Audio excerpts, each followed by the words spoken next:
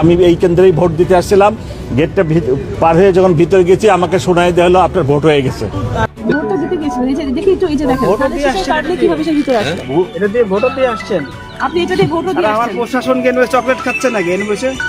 এটা পরে আপনি ভোট দিয়ে আসছেন। প্রশাসনের লোক আপনি উনি মুড়ি রিসিভ করছে কিভাবে? এই মুড়িগুলো রিসিভ করতে হলে অবশ্যই ভোটারদের এখানে অবশ্যই হাতে ছাপ থাকতে হবে এবং নির্বাচনের সিল থাকতে হবে। সিল কোথায়, ছাপ কোথায়? আমরা প্রয়োজনে আন্দোলনে যাব এবং সেটা কঠোর আন্দোলনে যাব। আবারও স্বৈরাচার বা স্বৈরাচারের দূষণটা ফিরে আসুক। নির্বাচন নিয়ে এই জাতির যে ভয়ঙ্কর ট্রমা, নির্বাচন নিয়ে কঠিন অভিযোগ, আর এবার অভিযোগ তুলেছেন খোদ প্রশাসনিক কর্মকর্তা। একজন পুলিশ কর্মকর্তা বলছেন, আমি ভোট দিতে আসলেও আমার ভোট দেওয়া হয়ে গেছে আগে। এটি শুনে আমি রীতিমতো অবাক। শুধু তাই নয়, দেখা গিয়েছে 8 বছর 6 বছরের বাচ্চাদেরকেও ভোট দিতে। নির্বাচনকে সুষ্ঠু করবে বলেও ইউনূস তার কথা রাখতে পারেনি। এজন্যই আগামীতে আরও 151টি আসনে পুনরায় নির্বাচনের দাবি জানিয়ে কঠিন আন্দোলনের ঘোষণা দিয়েছেন বাংলাদেশ জামাত ইসলাম। আর এই জামাত ইসলামের আন্দোলনের ঘোষণাটিকে আপনি দেখছেন কোন চোখে, কিংবা কি অপরাধের কারণে আগামীতে আরো এই 151টি নির্বাচনে নতুন করে ভোট চাইছেন জামাত? বিস্তারিত দেখুন আজকের এই ভিডিওতে। আমি এই কেন্দ্রেই ভোট দিতে আসছিলাম, গেটটা পার হয়ে যখন ভিতরে গেছি আমাকে শোনাই দেওয়া হলো আপনার ভোট হয়ে গেছে।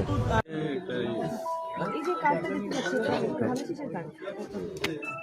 তো ধানের শীষের কার্ড নাকি এবার দিতে আসলেন। আপনারা থাকবেন বাইরে, আসতে পারবেন না। ধানের শীষের কার্ড না, ভোটটা দিতে গেছিলেন, এই যে দেখি একটু, এই যে দেখেন ধানের শীষের কার্ড নিয়ে কিভাবে সে ভিতরে আসছে। এটা দিয়ে ভোট দিয়ে আসছেন। আপনি এটা দিয়ে ভোট আর দিয়ে আমার আসছেন। প্রশাসন কেন চকলেট খাচ্ছে নাকি এনে বসে? এটা পরে আপনি ভোট দিয়ে আসছেন। প্রশাসনের লোক আপনি কখন ঢুকলেন না? বিজেপির গাড়ি কখন ঢুকলেন এইভাবে বললে হবে? ঢুকছেন আপনি একজন না আরেক কয়েকজন বের হইছে দেখছি। না না, আপনি এখন বলে তো হবে না, আপনাকে আগে দেখতে হতো। এখন তো সিনক্রেট করলে হবে না। কোথায় প্রশাসনের, কোথায় প্রশাসনের লোক, কোথায়? আসো এদিকে আসো, প্রশাসনের লোক কই? এখানে তো প্রশাসন এবং পুলিশের ভূমিকা একদমই নাই। ধানের শীষের পোস্টার গলায় ঢুকে তারা ভোট কেন্দ্রে যাচ্ছে, ভোট দিয়ে আসছে। একটা নিয়ে ঢোকেন না আপনারা। আপনারা ধানের শীষের বস্তা নিয়ে আসেন, ই করতেছেন আপনারা না? জনগণের সাথে কি প্রতারণা করেন? ভোট দিয়ে আসতেছে, ভোট জনগণের সাথে কি প্রতারণা করেন? বুঝান, প্রশাসন এবং পুলিশের ভূমিকা বুঝান। দায়িত্ব ভাই, আপনার দায়িত্ব। এখানে কে আছে? দায়িত্বে কে আছে? ভাই এখানে দায়িত্বে কে আছে? আপনি আছেন? না, আমরা আছি। আমরা মানে কারা? আপনি কে আছেন? দায়িত্বে কে আছে ভাই? এখানে দায়িত্বে কে আছে? আসেন, আমাকে একটু পরিচয় করে দেন। আসেন, খুলে দেন, বুথ খুলে আসেন। দেন ভাই। ভোট ভোট ভোট সব নিয়ে যান, নিয়ে যে আপনারা সবই করেন। কি করতেছেন আপনারা?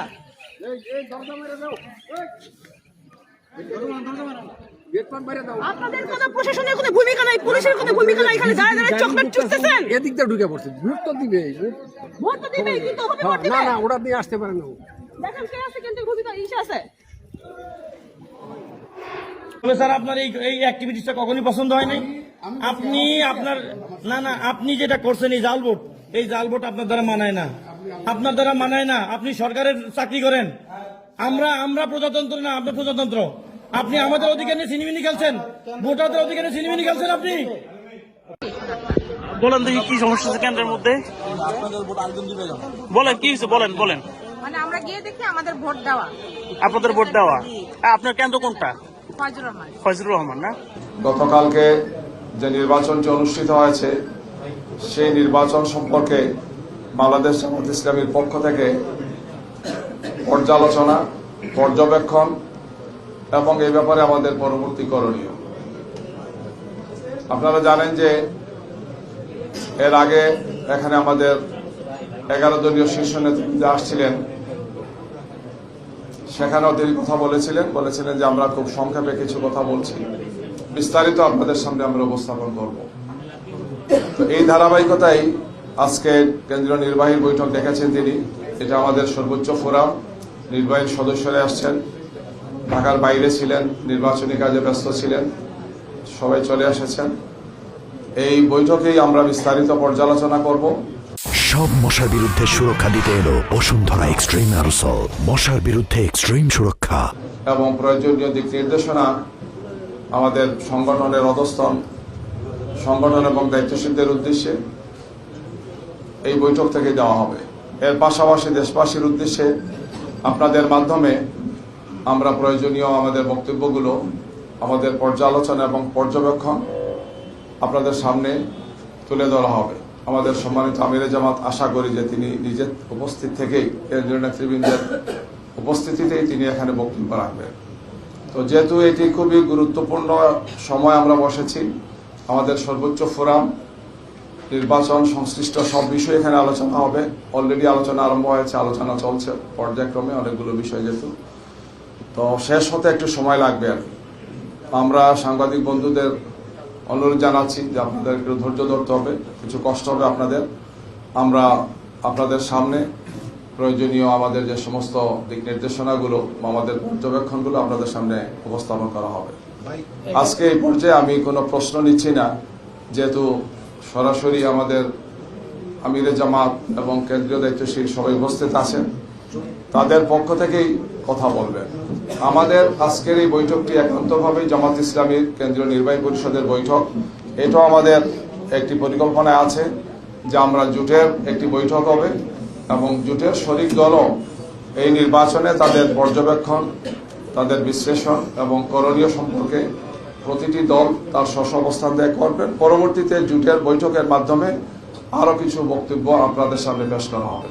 সেটাও আজকে হয়তো আমরা সমন্বয় করে সম্ভব হলে আজকেই বলা হবে, অথবা আগামীকালকে আপনারা জানবেন যে জোটের পক্ষ থেকে বক্তব্যটা কি। আপাতত এই হচ্ছে আমাদের বক্তব্য এবং আমরা আশা করি রাত 10টার মধ্যে আপনাদের সামনে আমাদের এই বৈঠকের পর্যবেক্ষণগুলো আপনাদের সামনে তুলে ধরতে পারবো। আসসালামু আলাইকুম দর্শক, একটা খুবই বিশ্বস্ত সূত্রের এবং খুবই গোপনীয় একটি প্রতিবেদনের প্রেক্ষিতে আজকের এই আলোচনা, এবং আমি আপনাদেরকে একটি সম্ভাব্য প্রশাসনিক কুর যে চারদিকে আলাপ আলোচনা এবং প্রাতিষ্ঠানিক রূপ পেয়েছে বাংলাদেশের দায়িত্বশীল পত্রিকা মানব জমিনে, সেই আলোচনাটাই আমি আপনাদেরকে বলেছিলাম যে আমার হাতে এমন কিছু তথ্য আছে যে তথ্যগুলো নিয়ে আমি আপনাদেরকে জানানোর চেষ্টা করব যে এই যে 12 ফেব্রুয়ারি নির্বাচন, এই 12 ফেব্রুয়ারি নির্বাচনে প্রশাসনিক কুর যে আলাপটি হয়েছে সেটি কিভাবে হতে পারে এবং এটা কি আশঙ্কা করা হচ্ছে। একটা খুবই এই জাতীয় নির্বাচনকে কেন্দ্র করে একটা গোপন পরিস্থিতির মধ্যে একটি গোপন মূল্যায়ন যেটি আমাদের সামনে এসছে, এবং আমরা সেই মূল্যায়নটি ধরে আপনাদের সামনে আলোচনাটা করতে চাই। আমি শুধু মনে করে দিই আপনাদেরকে যে এবারের নির্বাচন এটা ভোটের যতটা নির্বাচন তার চেয়েও বেশি মেটিকুলাস ডিজাইনের বাস্তবায়ন এবং কৌশল পাল্টা কৌশল সেগুলোর বাস্তবায়নের নির্বাচন। এটা আপনার শুধু ভোট দিয়ে আগামী আপনার সরকার নির্ধারণ হবে এটা আমরা ঠিক মনে করতে পারছি না যে শুধু ভোটের মাধ্যমে আগামী সরকার নির্বাচন হবে। মানে কি কি করা হচ্ছে যা আসন্ন জাতীয় সংসদ নির্বাচনকে কেন্দ্র করে